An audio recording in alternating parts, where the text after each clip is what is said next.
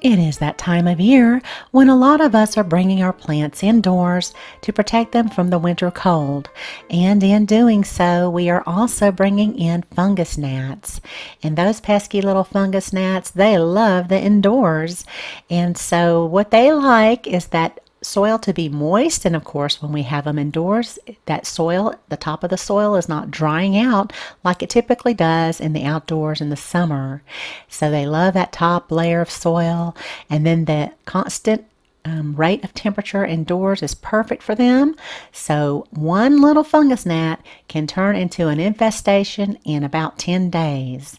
So I want to share with you a way to get rid of these fungus gnats. A lot of people are familiar with these, what we'll call the sticky traps, and then using vinegar traps. And then there's always one component that is overlooked, and you have got to do this if you want to get rid of your fungus gnats. I've been using this method for several years and it works great. So let me share with you how we're going to do this. So the first thing you want to do is that if you are watering your plants and you notice one fungus gnat flying out of the soil, let that be your warning. You need to go ahead and get started using all of these things I'm going to show you. If you can see here, you'll see it fly out. I'm going to slow it down because you need to be able to recognize this. It's not just some little, stray insect. Most likely this is a fungus gnat that, if it's a female, it may very well lay up to 200 eggs in its 10-day lifespan. So one fungus gnat that's laying some eggs in your soil will turn into an infestation in no time. And we don't want that around Thanksgiving and Christmas when we're having all our wonderful holiday dinners, okay? So the first thing we're going to do is get some sticky traps. And sticky traps are very easy to find online. I will include links below my video where you can get those. I am an Amazon affiliate, so I will earn a very, very small commission if you order through my links, but you do not have to pay more for the product.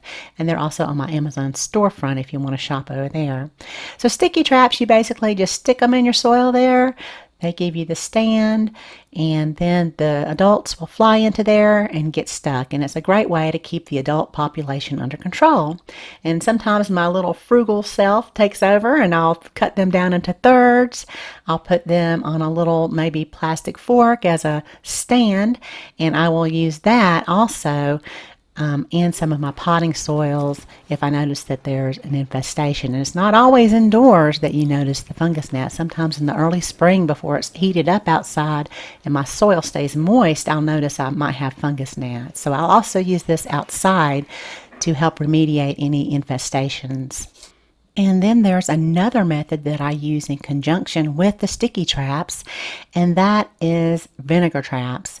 And I might also use any other kind of really fermented beverage, maybe kombucha or wine, something like that. And I just let it sit in a ramekin anywhere that I might notice the fungus gnats flying around. A lot of times they'll get into your sink drain. So sometimes I'll put these on my kitchen window sill, and that will trap them. I don't mix it with other things. I've seen that some people do. Sometimes I'll use the sticky trap with the vinegar traps. Now this is what you might find if you're not using the third component of how to get rid of these, okay, and that is BTI. You've got to use this if you want to get rid of the population completely, okay, because what we're doing when we're using the vinegar traps and the sticky traps, we're just getting rid of the adults.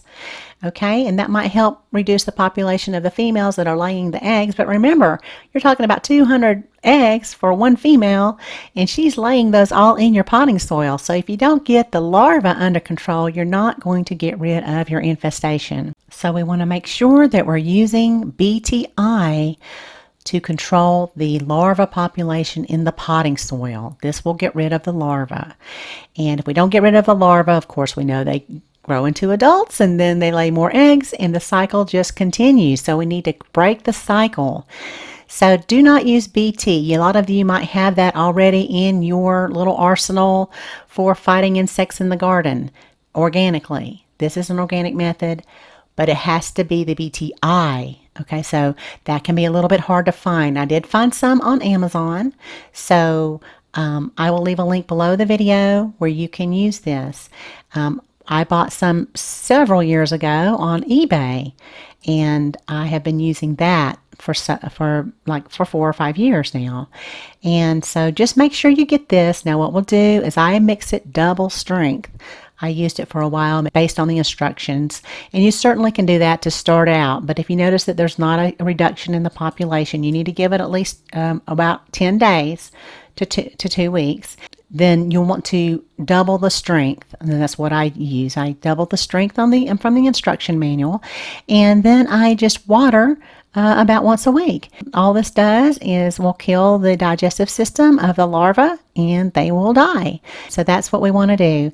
And it's best probably to use a little sprinkle can like this so you can get all of the top of the potting soil, and that should take care of the problem. So use your sticky traps to get the adults, use your vinegar traps, use all of that, but make sure you're also using BTI for your soil, or it's just going to be a vicious cycle that will never end. Now, there are other places that these fungus gnats will breed, and that might be in your sink drain. So maybe pour some of this into your sink drain before you go to bed at night. Or make sure you just clean your sink drain, maybe Clorox or something, if you notice that you're having a problem in maybe your bathrooms or around your kitchen sink. Look at your garbage disposal. A lot of organic matter is in there, and that's what they feed on. They like that organic matter. Also your garbage cans. Try to take any kind of fruit peels, stuff like that, and put them in a separate bag. Maybe go ahead and take those right out to the garbage can. So, because that's what they're going to be attracted to. Okay, so if you just follow those 3 steps, I am sure with about 2 applications of watering your plants with the BTI over a period of 2 to 3 weeks, you are going to be able to get rid of these nasty, pesky fungus gnats. Okay, so there you have it. Thanks so much for watching, and y'all have a beautiful day.